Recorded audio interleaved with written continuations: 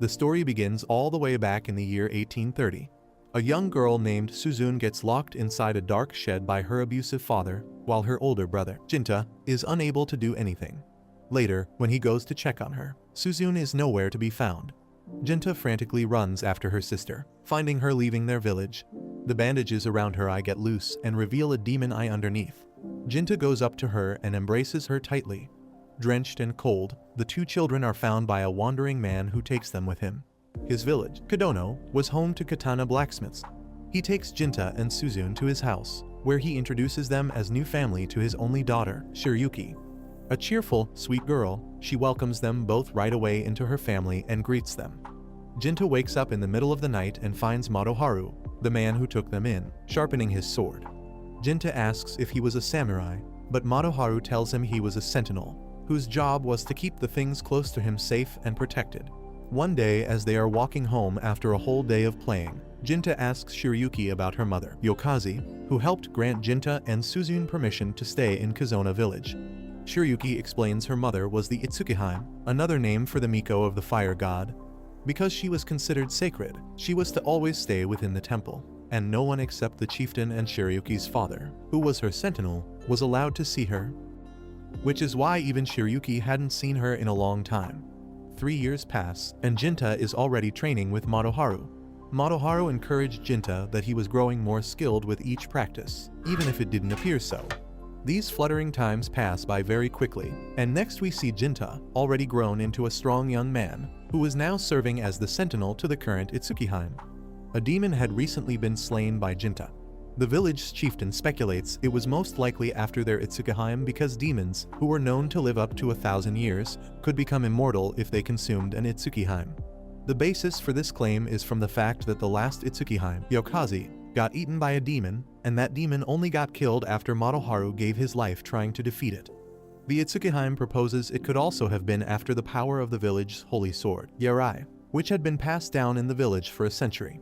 Kiyomasa, the other sentinel to the Itsukiheim, tries to make light of the situation and to get a rise out of Jinta, but Jinta remains calm. The meeting concludes, and everyone leaves but Jinta. The Itsukiheim then comes out of her veil. It's Shiryuki. Though she was the Itsukiheim of the village, she was still the same girl as before and asked Jinta to call her by her given name when they were alone together. She then takes Jinta into her veiled room, where Suzune, who's still the same size, is sleeping soundly. Jinta wakes her up and tells her off for coming back in the shrine despite him telling her not to, but being her loving older brother, he can't stay mad at her for it. As someone approaches the shrine, Suzune takes off in order to not be caught. It's the chieftain, there to discuss a proposal of some kind with Shiryuki, and he asks Jinta to step outside for it. A flashback from some years back shows Jinta and Shiryuki by a river. Shiryuki tells Jinta that she was going to become the Itsukiheim. Unfortunately, this also meant they wouldn't be able to see each other again. That's when Jinta comes up with the plan to become her sentinel, so he could be by her side forever. In the present time, while Jinta leaves to give them privacy, two demons spy on Suzune with some nefarious motives. The next morning, Suzune is delighted to find her brother home since he had been given the afternoon off. Shiryuki then shows up out of the blue in common clothing. Jinta is shocked to find her away from the temple, but Shiryuki tells him she had been given a day off from the chieftain. The three then enjoy a simple breakfast together, filled with light-hearted banter. Shiryuki then asks Jinta to spend the day with her. After even Suzune spurs him on, he finally agrees. As the two walk through the village, they catch everyone's attention as the villagers wonder who this beautiful girl with their respected sentinel is.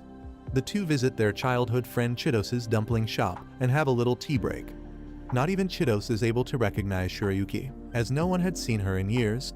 The two then discuss their late parents and aspire to be just like them in trying to keep the village they grew up in safe and sound.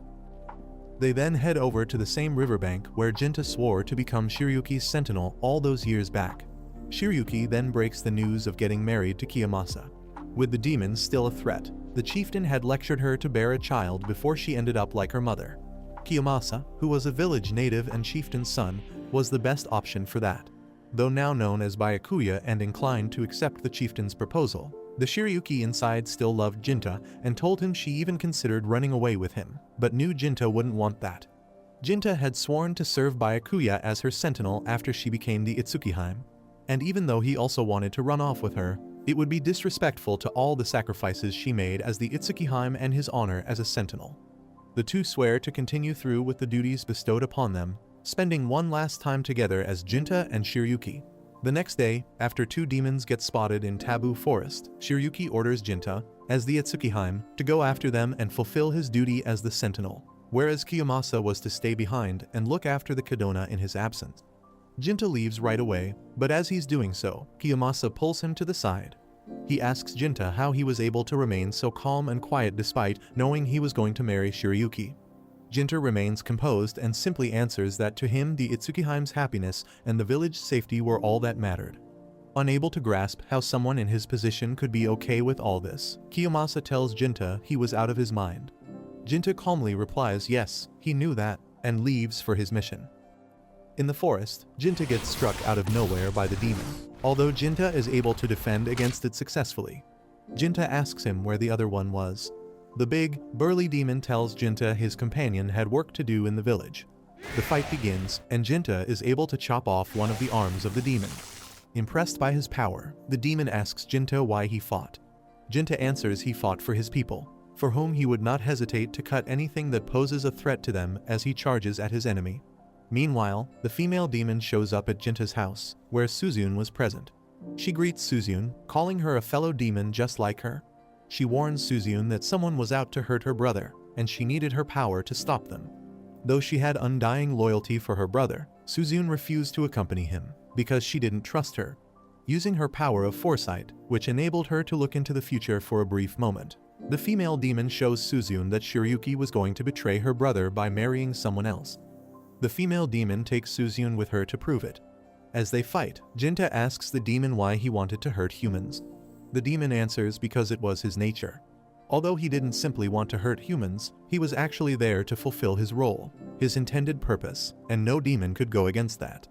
The demon then transforms his uncut hand to gigantic proportions, using his power of assimilation that gave him such immense strength that he could alter his anatomy. The demon takes Jinta's arm with a swipe of his claws. Jinta counters with his sword, but it breaks upon impact.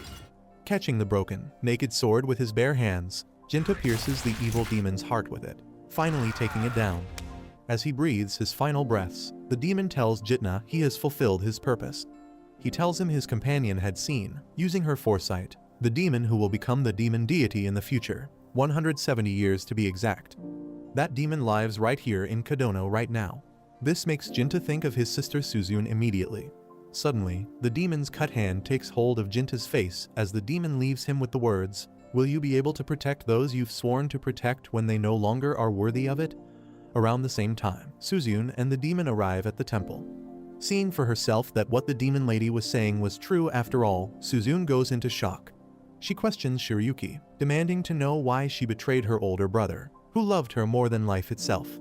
Shiryuki tells her she was doing this to preserve the legacy of the village, and as an Itsukiheim, she thought that was the best way to repay Jinta's feelings. Suzune, on the other hand, is appalled and disgusted by what Shiryuki had done.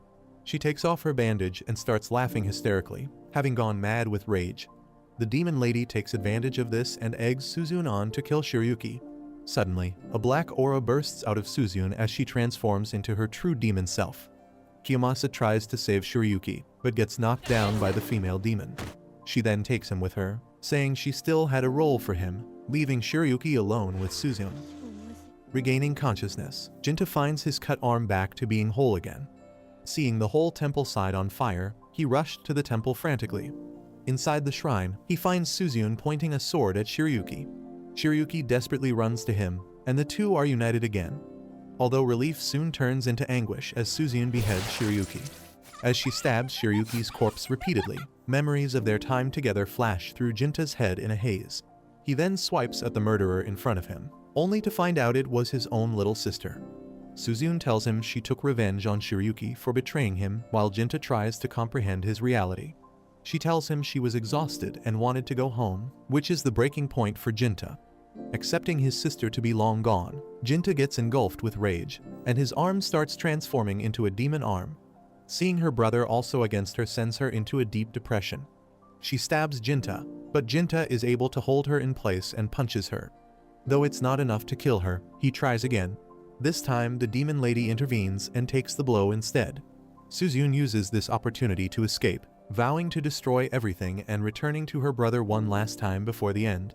Before dying, the demon lady tells Jinta that now her race will live on because of what happened there tonight. Determined to put an end to her before it's too late, Jinta sets off on a journey to find his sister. Before departing, he's gifted the Yarai by the chieftain, and thus begins his new journey, which starts with him arriving at a temple and coming across a priestess,